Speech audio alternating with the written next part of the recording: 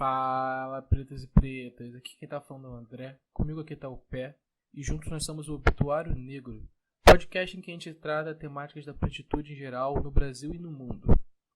E hoje a gente vai estar falando sobre cotas e toda essa polêmica que rolou nas últimas semanas com relação a fraudes e tudo mais.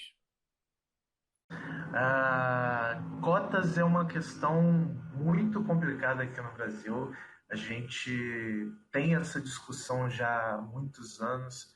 A gente sabe também que foi em 2003 que começaram as ações no sentido político mesmo da palavra, para tentar fazer essa reparação histórica que é extremamente necessária.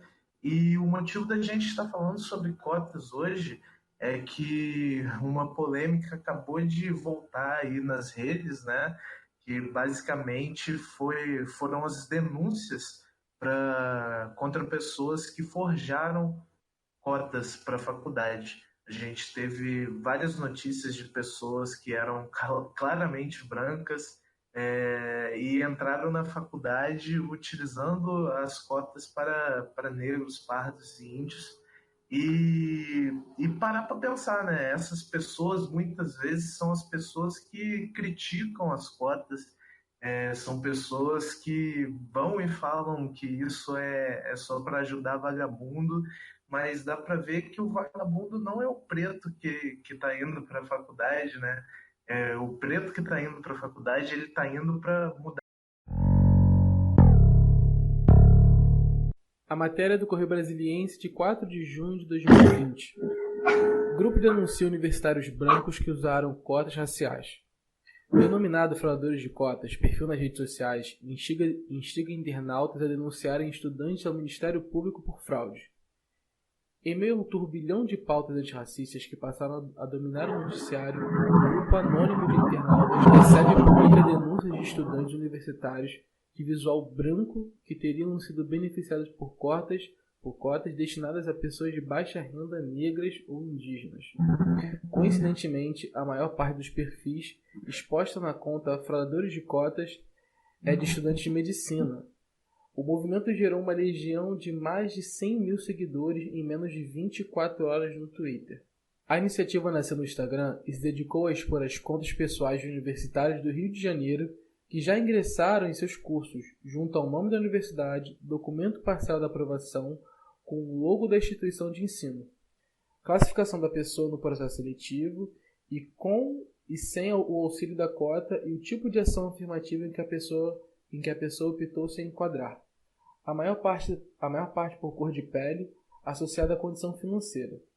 Cursos de medicina e engenharia são os mais envolvidos na exposição. As postagens com mais engajamento são aquelas em que o nome do estudante indica origens europeias, a exemplo de sobrenomes italianos, eslavos, cujos detentores se declaram negros. Deixa eu fazer um comentário aqui. Cara, é muito interessante ver que os principais cursos afetados nisso são medicina e engenharia, né, cara?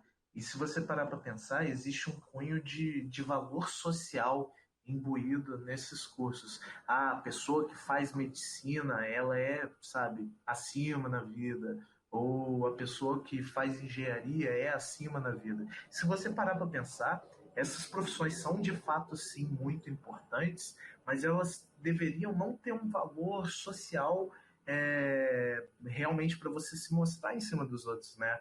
Eu imagino que muitos desses pretos que tentaram passar para a medicina, tentaram entrar por cotas, tinham o sonho, por exemplo, de ser um médico e ajudar pessoas dentro da sua comunidade.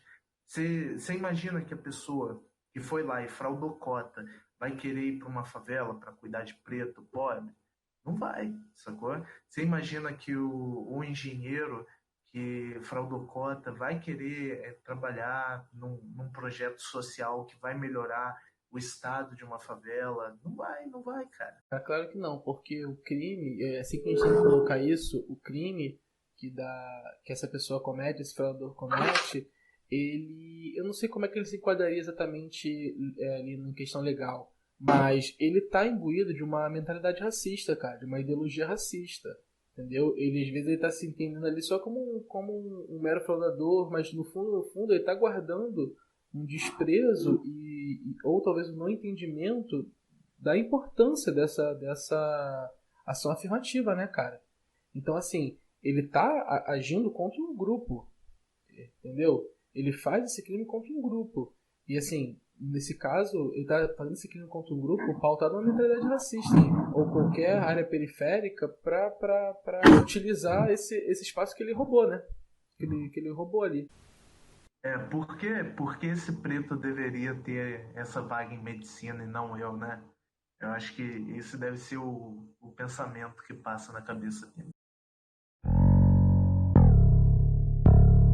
As denúncias contempladas com fotos publicadas pelos próprios denunciados em suas redes sociais, que incluem viagens, passeios de lanchas, hospedagens em hotéis de luxo, as postagens são acompanhadas de instruções para as denúncias junto à ouvidoria de cada universidade, com incentivo de tipificação por fraude. A conta acabou sendo suspensa na rede social nesta quarta-feira, 3/6, e migrou para a rede mundial de microblogs e passou a incentivar denúncias de outros estados. Cara, eu diria o seguinte, vai surgir de fato uma discussão moral em cima disso. Está certo de estar expondo essas pessoas na internet.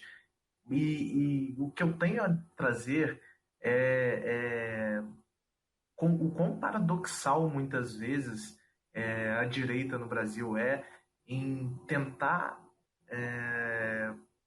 levantar a bandeira de bandido bom é bandido morto, mas não vê essas pessoas dessa mesma maneira, entende? Eu imagino que a direita se visse essa menina, esse rapaz branco de olho azul, cabelo louro, que roubou uma cota, cometeu um crime, ela não diria bandido bom é bandido morto, né, cara?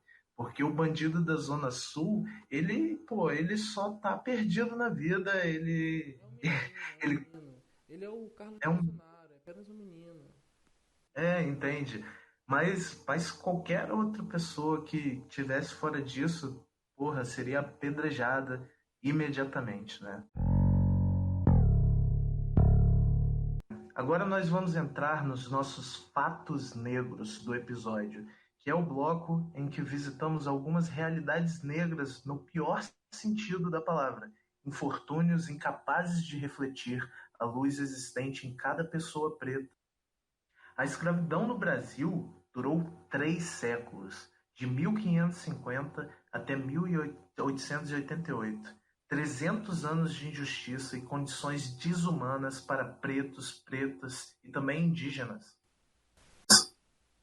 Segundo o relatório do IBGE, desigualdades sociais por cor ou raça no Brasil, entre os 10% de famílias com maior rendimento por cabeça, brancos são quase 71%, enquanto as famílias negras eram apenas 27%.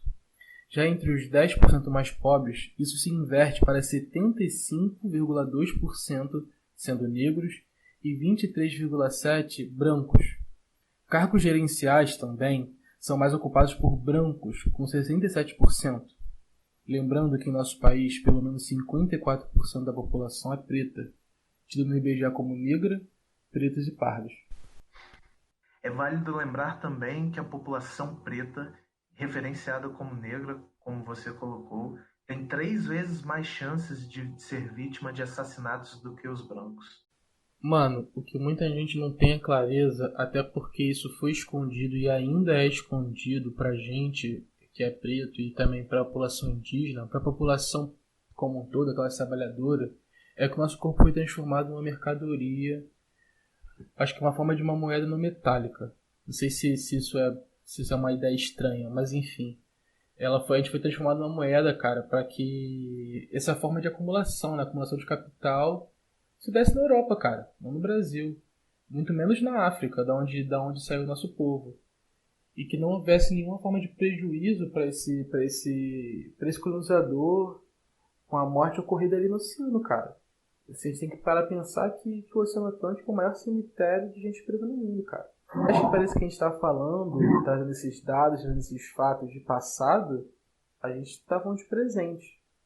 A gente está falando do que a gente está vivendo agora. Cara, é muito legal você falar isso, porque se eu puder fazer um gancho aqui rapidinho para uma curiosidade da história, lá na África, muitas pessoas foram trazidas para cá de Gana, né? E Gana era o país do ouro, era um país muito rico e tem uma história incrível, né? Uma das coisas que historiadores acharam aqui no Brasil é que, você deve saber, lá na área de Minas Gerais foi muito famosa por causa de mineração, de ouro também. E historiadores acharam picaretas lá que não são originárias da Europa. Essa tecnologia só existia na África. Então, quando eles trouxeram essas pessoas da África, eles não trouxeram qualquer pessoa, eles não trouxeram o velho, fraquinho, sacou? O moleque que não sabe fazer nada. Não, eles trouxeram os grandes ferreiros, eles trouxeram grandes mentes capazes de realmente produzir aqui, entende? Então, eles não só tiraram o valor humano da África e trouxe para cá. Eles também tiraram o valor produtivo da África, entende? A África foi deturpada, foi estuprada de muito mais do que só a sua população. As estruturas locais foram muito afetadas por causa disso e até mesmo o orgulho pessoal do lugar. Imagina como a África poderia ser se ela tivesse prosseguido com toda a sua produção cultural, que era imensa, com toda a sua produção tecnológica também. Na África, há muito tempo já existiam universidades também. E eles tinham uma forma de pensar e uma forma de agir muito diferente da europeia, que sempre foi conquistar, sempre foi tomar para si. A África era famosa por conseguir encontrar um equilíbrio que a natureza cercava ela, né? E como diria a mamãe Elsa, a carne preta é a carne mais barata do mercado negro. Sim, pode crer, cara, pode crer. E como a gente estava falando, essa realidade, né, por mais que se construiu no passado, ela ainda atinge e é manutenida no presente. Então a gente tem que pensar formas de combater essa realidade, né? E assim, o combate ao racismo, né, essa estrutura de opressão, essa estrutura que se dá na nossa economia, na nossa sociedade, na nossa política, por uma ação total, algo que corrija completamente, são as ações afirmativas, que as cotas estão dentro. E o que são essas ações afirmativas?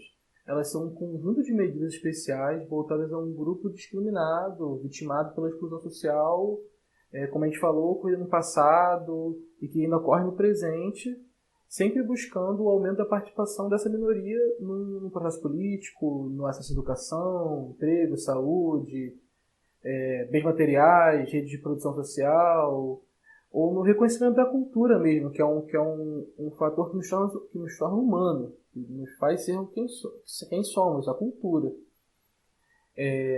Trazer um exemplo dessas medidas, do que seria uma medida concreta de ação afirmativa, né? Medidas como um incremento ali de contratação e promoção de membros de um grupo discriminado no emprego, na educação, sempre colocados ali por metas, bônus, enfim. Mas a ação afirmativa que a gente vai falar hoje e que mais interessa a gente são as cotas. Só um adendo antes da gente entrar em cotas, frisar bastante que essas ações afirmativas não são somente para remediar um erro do passado, mas também para remediar os problemas do presente. Essas diferenças na nossa sociedade ainda existem hoje e elas são gritantes. Um exemplo muito concreto que a gente tem, né, de ação afirmativa, além sendo as cotas, é a Lei 10.639 de 2003, que ela vem para estabelecer o ensino obrigatório da história e cultura afro-brasileira nas escolas. Você que está ouvindo agora, você lembra de quando você estava na escola? Se você realmente aprendeu bastante da história da África? Você sabia dessa curiosidade que eu falei sobre Gana? o País do Ouro? Você sabia que lá existiam grandes ferreiros? Talvez não. Talvez sim você tenha tido acesso, porque a sua escola pode ter sido pioneira nisso. Não sei. Essa lei é tão importante, ela visa dar o reconhecimento devido da importância da contribuição da população preta na formação do Brasil, que por si só já é parte de uma reparação, né? Pensando nisso tudo, eu acho que a gente pode dizer que as cotas são uma forma institucionalizada de discriminação positiva, vamos dizer assim, para parcialmente corrigir os erros do modo que a nossa economia se estruturou, né, e se desenvolveu. E eu digo parcialmente porque, querendo ou não, as cotas continuam sendo uma medida paliativa. As pessoas falam, você acha a cota certo? Cara, eu acho cota pouco ainda. A gente tem muita disparidade na nossa sociedade, a gente tem vários problemas relacionados ao problema racial, entende? E a cota é um passo mínimo. A gente deveria sim ter uma educação completa desde a base de qualidade para todas as pessoas e de acesso gratuito, entende? Mas isso daí não é tão possível ou não é alcançável de uma maneira tão rápida por vários motivos políticos aqui no Brasil, né? Mas também pelo racismo institucionalizado que a gente vive. É tão importante a gente trazer essas pautas, né, dessas ações afirmativas, como a própria lei da cultura afro-brasileira nas escolas, porque ela muda a nossa concepção enquanto cidadão, enquanto indivíduo pertencente dessa nação. Isso muda a nossa forma que nós nos entendemos. Por exemplo, a maioria de nós, se teve algum contato com a cultura afro-brasileira, ou africana propriamente dita, né? Acho que falar africana está falando do continente todo, com muitas vivências, muitas realidades diferentes. Você teve ali sempre referenciada a partir de 1500, quando chega e se inicia um processo de colonização. Nem sei se iniciou exatamente em 1500, se foi um pouco antes, mas enfim. Não só de colonização, né, cara? Um processo civilizatório. Como se na África não existisse. Não tinha Egito, não tinha Nigéria, não tinha arquitetura avançada, engenharia avançada, não tinha navegação, não tinha nada, assim. Ela existe a partir do contato com o europeu. E, enfim, para deixar aqui uma pulguinha atrás da orelha, talvez para quem não teve ou não teve devidamente esse ensino da cultura afro-brasileira nas escolas, não saiba quem foi Mansa Musa. E se você não sabe, eu vou deixar só uma diquinha aqui. Ele foi nada menos, nada mais que o homem mais rico que já existiu na humanidade. Depois joga lá no Google Mansa Musa e lê um pouco sobre ele, e que eu acho que é interessante. Mas voltando sobre essa questão da política, né, das ações afirmativas, um fator que eu acho que é muito interessante a gente trazer à luz é que quando a gente consegue, né, a gente fala o Estado, parece que é um ser, né? Parece que nós não somos o Estado. Mas, enfim, quando o Estado traz essa política afirmativa, ele está meio que ali se reconhecendo como racista. E isso cria um espaço político para a gente desconstruir a democracia racial, que é uma coisa que a gente vai falar mais a fundo no outro dia, em outro programa. Mas, enfim, a gente precisa estar lutando pelas cotas e por outras políticas afirmativas, pela manutenção e ampliação delas, mas sempre sem a inocência de que isso basta. A gente tem que entender que os problemas são mais fundos. Né? Nossa economia se organiza e se reproduz. E sempre tem em mente que a cota é uma política transitória, ela não é ad eterna. Eu acho interessante também a gente pensar que aqui no Brasil a gente tem uma polêmica muito grande, principalmente ali quando as cotas começaram a se estruturar. Se estruturar não, né? Porque elas já existiam antes de 2002, mas enfim, quando elas se tornam uma lei, a lei de cotas, em 2012, e vai ser instalada em todas as universidades federais do sistema de cotas, tem todo um burburinho, né?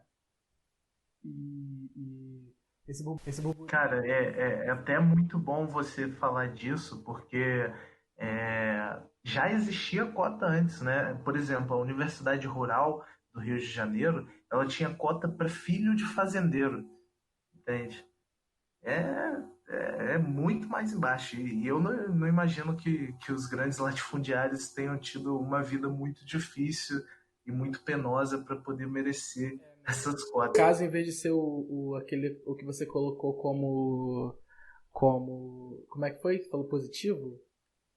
É uma discriminação positiva. Uma discriminação negativa, né? Dando cota para filho de latifundiário. Ou seja, é bom saber que isso não foi fazendeiro, não foi camponês, foi fazendeiro. A gente sabe bem de que, como alunos da Rural, qual fazendeiro estavam falando.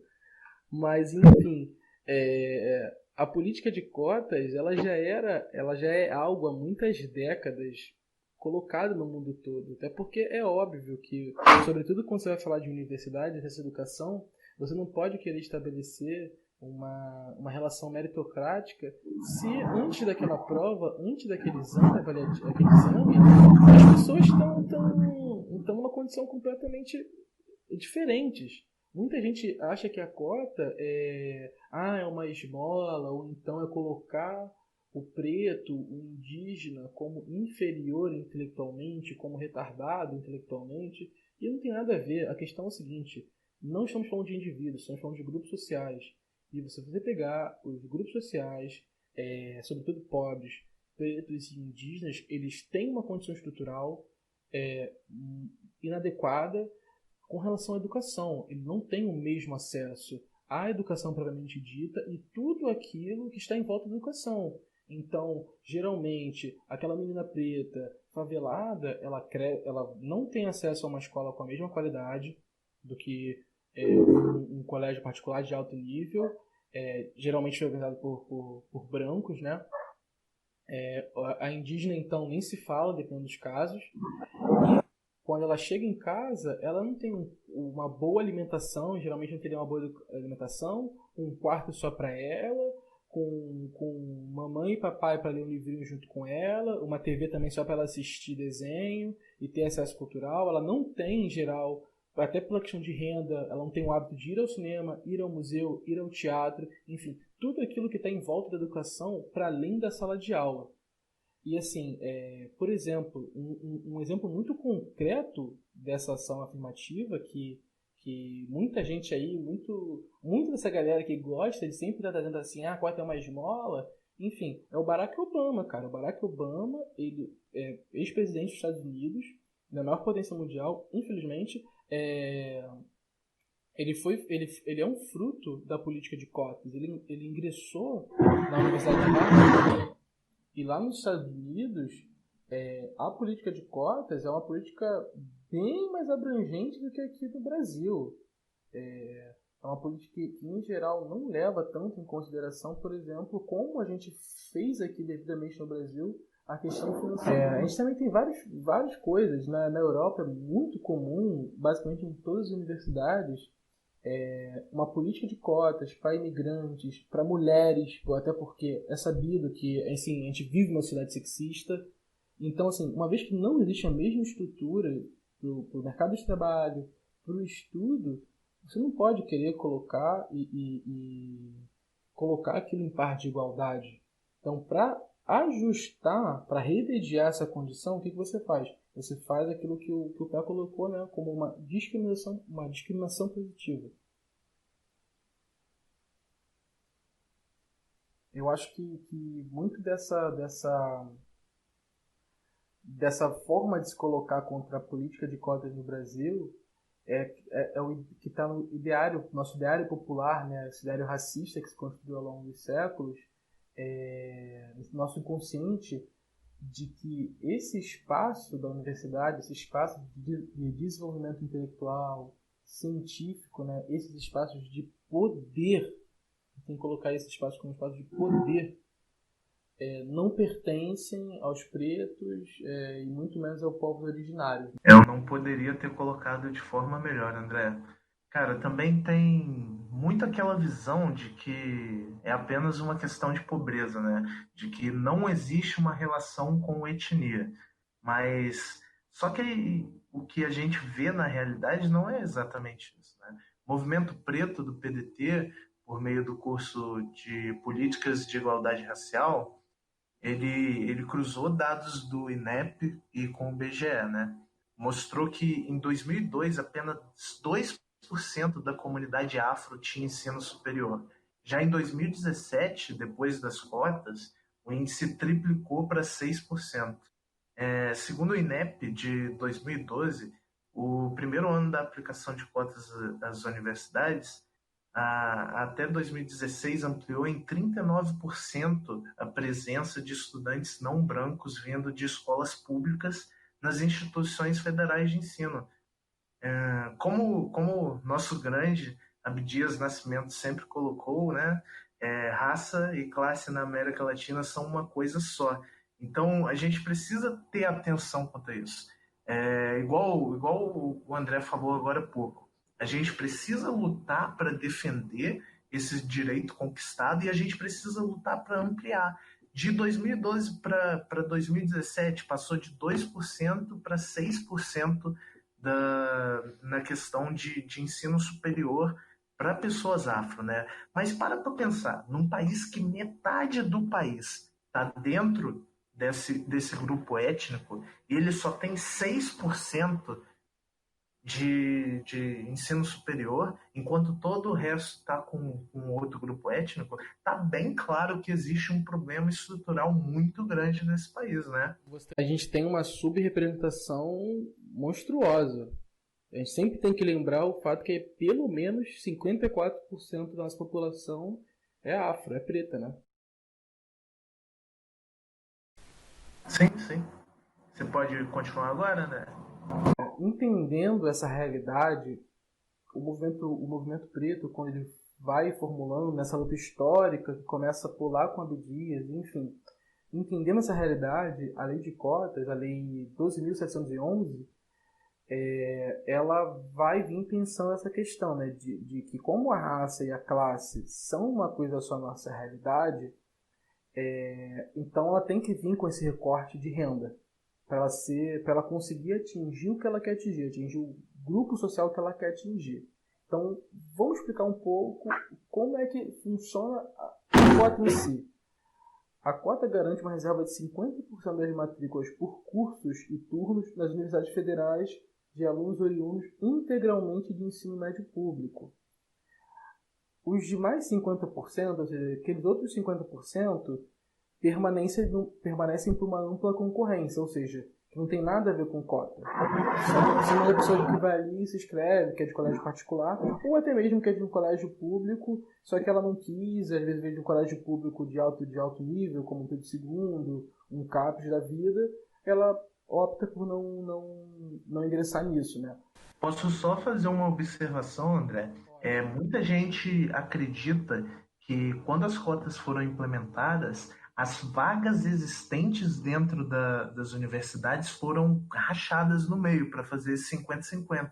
Quando, na verdade, o que aconteceu foi uma dobra das vagas, entende? Então, não foi tirado vaga de ninguém. O que foram criados assentos para essas pessoas poderem adentrar na faculdade. Eu diria que mesmo que não tivessem sido criados novos assentos, você não estava tirando vaga de ninguém, porque eu acho que a gente tem que deixar uma coisa bem clara. Ninguém pode tirar de você aquilo que nunca foi seu. Você conquistou a vaga? Não, você não conquistou. Então como é que alguém tirou aquela vaga? É aquele meme da Barbie, né? Ai mãe, ai pai, eu não entrei na faculdade por causa das cotas. Ah filha, qual lugar que você colocou? Pensando nisso, sabendo que a gente vive numa sociedade que tem uma mentalidade racista, o movimento preto, quando ele formula isso, ele tem essa sagacidade, né? essa delicadeza de, junto ao ano de aplicação, ter sido planejado junto com o MEC, o MEC, né? Olha como é que está, né, na mão do Ventar, mas enfim, o MEC e todo o poder de dobrar o número de vagas. Mas seguindo, desses 50% de vagas que são destinadas para as cotas, elas são subdivididas. Elas vão metade para estudantes de escolas públicas com renda familiar bruta igual ou inferior a um salário mínimo e meio, por cabeça, e a outra metade vai ser distribuída para estudantes de escolas públicas com renda familiar superior a um salário mínimo e meio. Você tem 50% dessas cadeiras em cada curso reservada para cotistas, e dentro dessas 50% das cadeiras, metade das cadeiras, elas são subdivididas. Metade vai para estudantes, obviamente oriundos de escolas públicas, e já essa outra metade vai para estudantes também oriundos de escola pública com uma renda familiar superior a um salário mínimo e meio. Nos dois casos, também é levado em conta o percentual mínimo correspondente à soma de pretos e pardos indígenas no estado, de acordo com o IBGE. Então, assim, fala uma porrada de número, vem aquele meme qual é o nome daquela atriz? Da Nazaré. O meme da Nazaré, né? Fazendo um bando de cálculo. Então, um exemplo hipotético. Na Bahia, seguindo a declaração do censo, pretos, pardos e indígenas são aproximadamente 77% da população, mas enfim, a declaração, e isso é um papo para outro dia. Mas enfim, 77% da população é preta, parda e indígena. Então, num curso, sei lá, de medicina na UFBA, Universidade Federal da Bahia, que oferece 100 vagas, 50 dessas vagas vão para as cotas, sendo 38 dessas vagas para essas minorias étnicas. Seria um caso hipotético disso. Deixa eu só complementar a sua fala, André, que foi muito boa. Há de se levar em conta também que essa Barbie aí, que ficou no 50º lugar, ela também nunca venceria a pessoa que entrou por cota. Porque se você olhar as notas dessas pessoas que entraram por cota, essas notas estão lá no alto, sacou? Estão em 700, 800. Então, não só essas pessoas merecem a cota por ser uma medida reparatória, elas também merecem a vaga delas porque elas ganharam. Você pode ver a colocação. Mas então por que essas pessoas têm dificuldade na faculdade depois? Então, é exatamente desse problema que a gente está falando. Porque não existe uma estrutura e uma educação de base para que essas pessoas muitas vezes se mantenham na faculdade. Muitas das pessoas que entram por cota dentro da faculdade acabam saindo no meio do curso. Por quê? Porque... Sobretudo a condição financeira, né? Porque tem ali o auxílio, só que você tem que lembrar, em geral, o cotista ele tem um auxílio de renda. Só que a gente sabe, cara, sobretudo quando ele é pobre, quando ele é favelado, periférico, enfim, ele entra, Pô, mano, você tem ali o auxílio de 300, 400 reais, só que ainda mais nessa idade, ali com 18 ou até mais, você, que é uma pessoa pobre, você tá numa idade de trazer, às vezes até antes já, né, trazer uma grana pra sua família, mano. Tanto para você sustentar quanto ajudar nas contas de casa. Então, esse aluno, ele chega ali, ele fica muito, caralho, como é que eu vou esperar até o quarto período para começar a estagiar? Como é que eu vou fazer isso? Não existe essa concepção na mente de muitas pessoas que esse preto, essa preta que veio da favela, ela não tem um ano para viajar pela Europa para se descobrir, não, sacou? Ela normalmente já tem que, sou adulto, sacou? Eu tenho que ou me sustentar ou eu tenho que ajudar a família. Entende? Eu não tenho esses anos para eu poder ficar de boas, estudando. Então imagina essa pessoa que muitas vezes vai estar dentro da faculdade, vai estar trabalhando por fora para tentar se manter na faculdade e também muitas vezes, por exemplo, no curso de medicina, de engenharia, vai ter que comprar aqueles livros muito caros, entendeu? E aí como é que essa pessoa vai viver? Entende? Imagina a pressão que essa pessoa tem todo dia. Você, a pessoa que tem uma situação de vida melhor, chegou o final de semana, meu pai vem me buscar de carro aqui, sacou? Para eu ir para casa, nossa, vou poder ir para um show no Lollapalooza, para tirar esse nervosismo que a faculdade me traz, nossa, o professor tá querendo me matar. Brother, o cotista, ele tem que sair de ônibus correndo, sacou?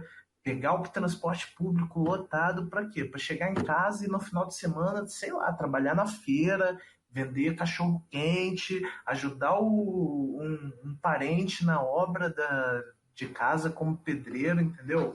Essas pessoas elas estão vivendo 3 vidas em uma, entendeu? Elas têm que sustentar, elas têm que passar nos cursos que são indiscutivelmente muito complicados, são cursos que demandam muito da pessoa que está fazendo, né? Então é isso que a gente precisa estar levando em conta aí. E só uma colocação aqui, o próprio INEP, e mesmo assim muitas vezes diante disso, aquela pessoa ali anticota, né, ela coloca, então o que adianta fazer toda uma política para essa pessoa vai sair? Você vê, olha que interessante, o menor número de desistência, isso em geral em todos os cursos, quando você pega todos os cursos de universidades federais no Brasil, o menor índice de desistência vem pelos cotistas, ou seja, ela é um grupo social que, mano, mesmo com todas as dificuldades, tá vivendo 3 vidas em uma, tá matando um leão por dia, tá num local que não foi socialmente pensado para ela. Exatamente, André. Tu colocou isso de maneira brilhante aí. Podemos seguir? Segue, bora. Tudo bem. A gente vai estar lendo a matéria aqui da época de 15 de outubro de 2019. A UFRJ avalia 230 denúncias de alunos por fraudes na lei das cotas. O clima hostil entre alunos e servidores públicos devido à utilização irregular da lei de cotas está crescendo tanto em universidades como em estatais. A Universidade Federal do Rio de Janeiro simboliza atualmente um ápice dessa situação. Ela foi criada em 2019, a Comissão de Heteroidentificação da instituição, que analisa atualmente 230 denúncias de fraudes nas autodeclarações raciais. Um número expressivo surgiu 3 meses depois de uma ação feita de modo anônimo, na qual foram pendurados cartazes com fotos e nomes de dezenas de estudantes nas paredes de um dos edifícios da Faculdade Nacional de Direito. Os alunos expostos nas imagens se autodeclararam pretos, pardos ou índios para ingressar nessa faculdade. No entanto, muitos são brancos e alguns até loiros de olhos azuis. Essa foi mais uma ação entre diversas outras que estão ocorrendo desde o ano passado dentro da UFRJ para tentar coibir fraudes e impedir que alunos brancos ocupem vagas destinadas para estudantes pretos. Além das denúncias dentro da própria faculdade, os alunos que se declararam cotistas, mas não se enquadram também, estão sendo denunciados para o Ministério Público Federal, né?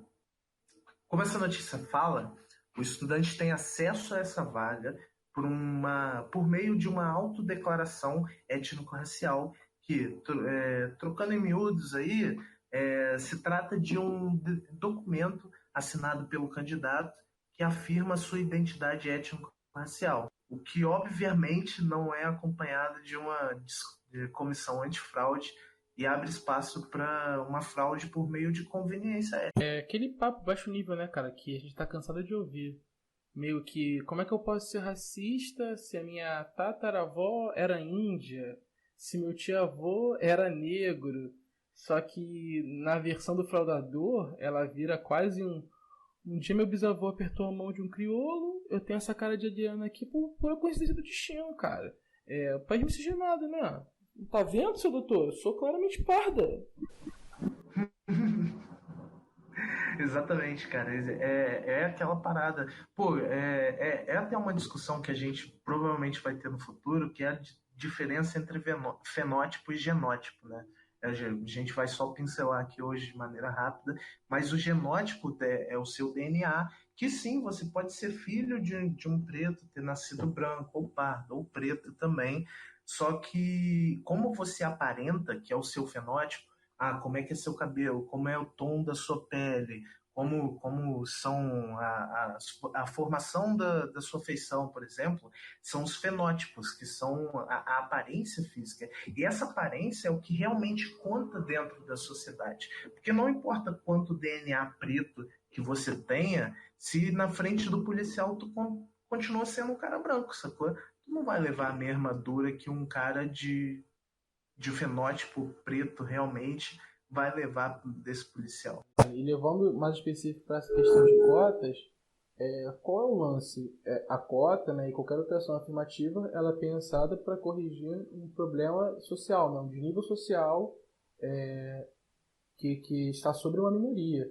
Então, quando você está fora de um grupo, que no caso do Brasil seria dos negros, dos pretos, né, e dos indígenas, isso cria um problema, porque a pessoa, né, no modo que a lei de cotas se organiza, é pela autodeclaração, tal como o IBGE faz. E aí que entra essa questão da afroconveniência. Porque a pessoa que não é preta, que não é indígena, obviamente ela sabe que não é, né? Só que aí ela se utiliza, que inclusive tá com base, né? Que ela vem com a base daquela mentalidade suja de democracia racial, né? País miscigenado, enfim. Não, cara, meu avô era preto, cara. Então, assim, tá na certidão dele pardo. Eu tenho acesso à cota. E a única forma que na prática a gente tem de remediar isso é a comissão antifraude. Porque quando chega na comissão antifraude, essa pessoa pode ter seu fenótipo analisado, claro, e entre outras coisas ser analisado, como o espaço de pertencimento, o modo que ela se entende verdadeiramente, quais são as suas relações culturais, se ela faz parte de uma comunidade preta, ou se ela é simples... Porque assim, no Brasil, cara, a gente tem que levar em conta assim, que é um país miscigenado e que muitas vezes tem aquela pessoa ali que, mano, você olha, vem um ponto de interrogação, entendeu?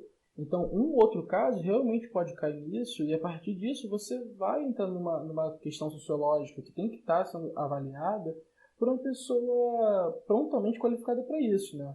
Uma comissão de fraude, sociólogos, cientistas sociais, mas a gente vai falar disso mais à frente, melhor no programa. Matéria do Jus Brasil de 2018. Coletivos universitários denunciam afroconveniência em possíveis fraudes de cotas. A matéria ela vem tratando de todo o contexto que a gente já está expondo e eu vou chegar aqui na parte que já interessa a gente. De acordo com o Ministério da Educação, MEC, o critério de raça é autodeclaratório, como ocorre no censo demográfico e em toda a política de afirmação do Brasil. Já a renda familiar per capita tem de ser comprovada por documentação, com regras estabelecidas pela instituição e recomendação de documentos mínimos pelo MEC. Ou seja, não há medidas que fiscalizem ou acompanhem a autodeclaração. O uso de bancas examinadoras, por exemplo, causou polêmica no passado e acabou sendo abolida pelas instituições. Diante desse contexto, coletivos pretos de universidades brasileiras perceberam casos de oportunismo ou ingenuidade na utilização da autodeclaração e começaram a denunciar as fraudes por meio de hashtag fraude nas cotas e a hashtag afroconveniência. As hashtags e campanhas nas redes sociais ganharam fôlego após o coletivo da UFES e o FRB se posicionarem sobre o tema. Cara, é realmente muito importante a gente estar discutindo sobre isso, porque como você falou, André, a faculdade em si, ela não é um ambiente preparado para essa pessoa que vem de fora, entende? Essa pessoa que não vem da realidade que a faculdade propõe, que a faculdade porque a faculdade foi feita para a elite, entende?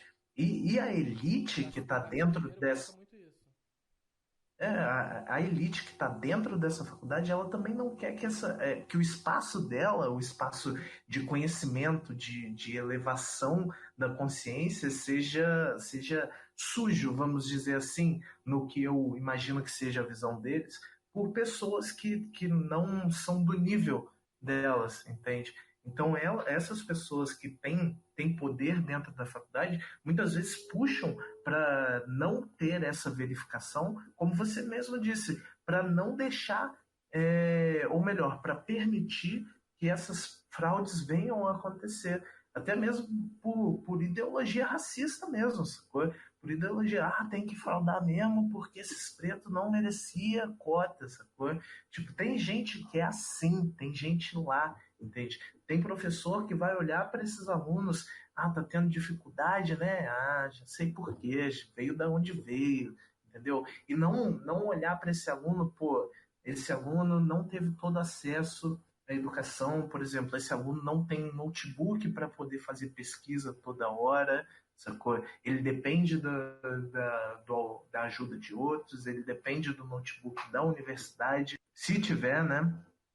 Para poder fazer o acesso das pesquisas dele, entende? Então, muitos desses professores e muitas das pessoas nessa área não têm essa sensitividade de realmente olhar para essas pessoas e verem que elas realmente necessitam dessa oportunidade, entende?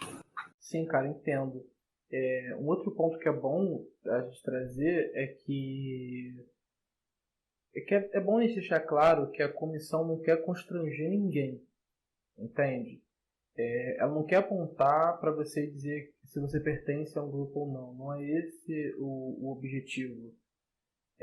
Desconsiderando essa perspectiva que teve com as cotas de gente que realmente não queria que houvesse uma comissão por uma mentalidade de supremacia racial ali, né? Mas falando sobre a questão da polêmica, né? Do constrangimento. Cara, ela não tá ali para constranger ninguém, até porque quem não tenta fraudar uma cota não vai ter qualquer problema em se apresentar e responder perguntas formuladas por especialistas. Então E se você frauda a cota, tu merece ser constrangido sim, parceiro. sim, exatamente. Por mais que seja uma minoria, no caso, né? Ainda assim, se trata de parte significativa das vagas reservadas e estão sendo ocupadas por pessoas que não têm direito. Então você tem a sua visão, não, nós temos que obedecer às leis, nós temos que ser cidadãos de bem. Essas pessoas não estão sendo cidadãos de bem. Essas pessoas estão desrespeitando a lei, cometendo crimes. E é uma relação muito complicada na questão de realmente fazer essa verificação, mas a gente tem que garantir que essas vagas sejam ocupadas para quem elas foram criadas, né? Infelizmente, as comissões de fraudes ainda não são institucionalizadas por meio de leis que obriguem todas as universidades federais a terem comissões de fraudes, né? De modo que não fiquem avulsas a cada universidade, porque tem universidade que tem institucionalizado dentro dela, como é o caso da Rural, porém só em alguns cursos. Na Rural ela é institucionalizada em todos os cursos, mas às vezes tem uma outra que é assim, tem num curso ali, o outro não tem, fica a critério de cada departamento. Tem universidade que nem tem. Então, assim, é um problema.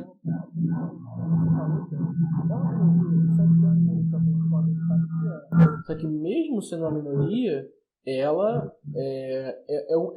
cara, é uma pessoa que deixou de ter sua realidade alterada, mano.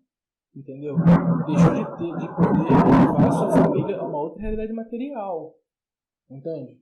Ela foi uma pessoa que perdeu a oportunidade, um preto, um indígena, que perdeu a oportunidade de, pelo menos ali na questão individual, lutar contra esse sistema racista, cara.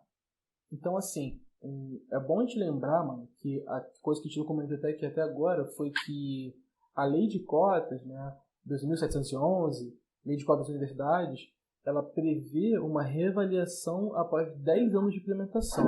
Ou seja, em 2022, o debate sobre as cotas vai voltar com tudo e com todos para a boca do povo, assim como foi em 2012. E o que não vai faltar é racista utilizando os mais baixos e nojentos subterfúgios para justificar a extinção dessas políticas afirmativas, que é importante a gente frisar que foi a maior conquista do povo preto e indígena depois da Lei CAL, né? Lei 7.716, que torna crime os atos de racismo. Pretos e indígenas são a base e a maioria da sociedade brasileira. Portanto, é necessário refletir que, mesmo com as cotas e seus avanços sociais, é preciso pensarmos além, no que tange a educação. Com as cotas e suas consequências, tendemos a aumentar a presença da comunidade preta e originária nesses espaços de poder. Porém, a grande maioria dos pretos e indígenas continua sem estarem nesses espaços, sem terem pleno acesso a isso. Portanto, sem o domínio desse poder. é preciso a continuidade da expansão, a gente tem que ter isso em foco e como pauta, a continuidade da expansão e interiorização da educação, para que a totalidade dessas comunidades sejam atingidas. E outra coisa que é importante, a gente não pode falar de qualquer expansão, de qualquer interiorização. Uma expansão e uma interiorização de um projeto de educação neoliberal travestido de educacionismo, como a gente teve parcialmente nos últimos anos, não serve. O que a gente quer são projetos e programas de educação pública, gratuita, de qualidade referenciada à sociedade.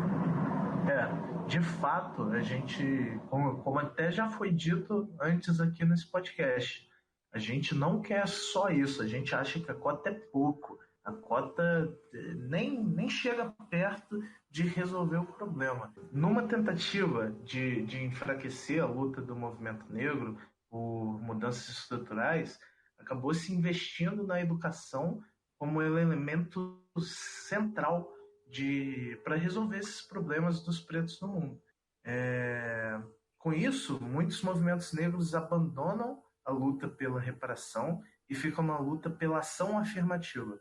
As cotas são uma política transitória, pois os problemas dos pretos não vão se resolver dentro do capitalismo. E nisso a gente lembra de quem? Do Fred Hampton, que foi presidente das Panteras Negras, e ele defendia uma mudança real da estrutura da sociedade como um todo.